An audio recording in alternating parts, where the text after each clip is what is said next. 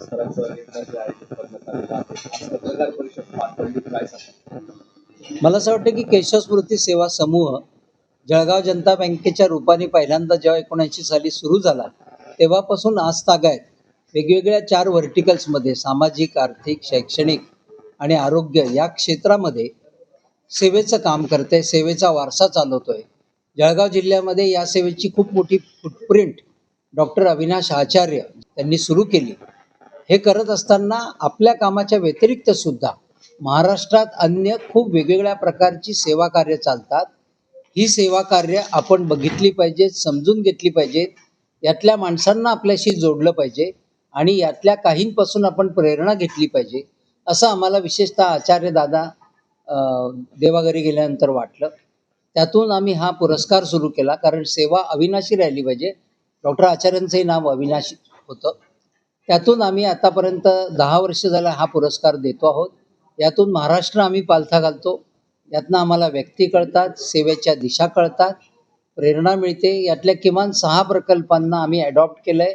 त्यांच्याबरोबर तशा प्रकारचे 6 प्रकल्प आम्ही करतो. त्यामुळे केवळ पारितोषिक, सन्मान, कार्यक्रम असं याचं स्वरूप नसून आपल्या जिल्ह्याकरता सेवेची वेगवेगळी प्रेरणा घ्यावी, हा प्रेरणेचा वारसा, सेवेचा वारसा निरंतर चालू राहावा, ही याच्या मागची प्रमुख कल्पना आहे. सर, यंदाचे अविनाशी सेवा पुरस्कार नेमकी कुणाकुणाला जाहीर झाले आहेत? आपण 2 प्रकारे पुरस्कार देतो. एक व्यक्तिगत देतो, एक संस्थात्मक देतो. व्यक्तिगतमध्ये अनुराधाताई भोसले या कोल्हापूरच्या आहेत. यांचं अवनी फाउंडेशन म्हणून यांचा ट्रस्ट आहे.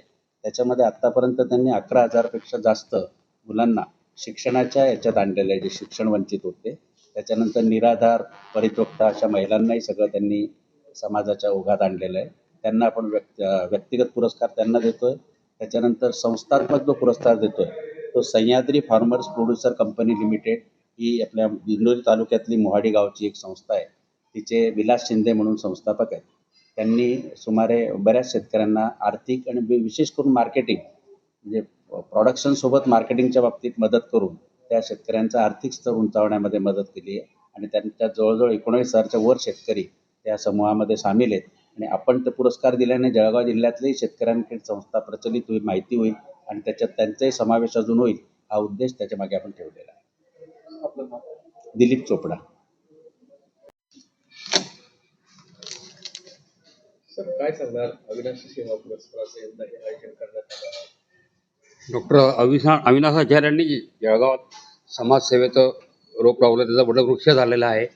समाजात आपल्या व्यतिरिक्त बाहेरही बरेच लोक सेवेचा वसा चालवतात. तो सेवेचा वसा घेणारे लोक आहे, त्यांनाही इतर समाजाला ओळख व्हावी आणि त्या लोकांकडून आपणही काही कार्य करण्याची प्रेरणा घ्यावी, याकरता आपण तो कार्यक्रम करतो आहे.